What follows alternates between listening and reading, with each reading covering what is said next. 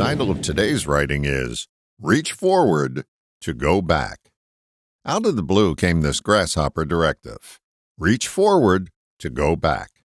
I hadn't a clue what this cryptic message meant, so I explored. My first question was, go back to what? The answer I came up with was back to basics. Reminds me of a story. Recently, basketball great Willis Reed died. During his playing days, I was a fan of the New York Knicks of the NBA. Willis was one of their all-star players who retired and became their coach. Now, during an interview, he was asked what the team needed to do now to get back to its past level of greatness. He said, "Believe it or not, these talented players have to relearn how to dribble." He said it was basic to the game of basketball, and they had let that skill erode by placing flashy play in its place. So back to basics is clear, so how does reaching forward fit in? What are you after? Most replied to that question with a fuzzy answer, some global generality that has no meat on the bone. I want to be successful, or I want to be satisfied, or I just want to be happy. To make the target more specific, you have to have sensory building blocks in place.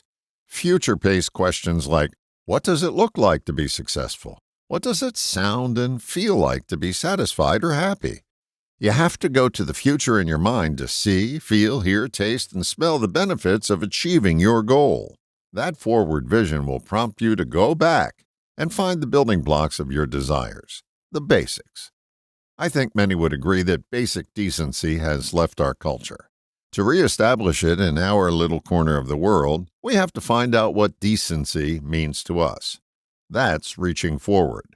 Doing so presents us with a sense of the pieces necessary to get back to basic decency.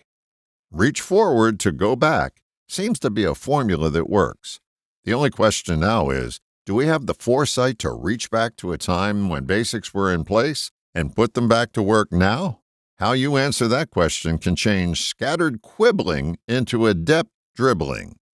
I hope your answer will be the word that legendary basketball announcer Marv Alpert loudly uses when a player makes a spectacular score. Yes! All the best, John.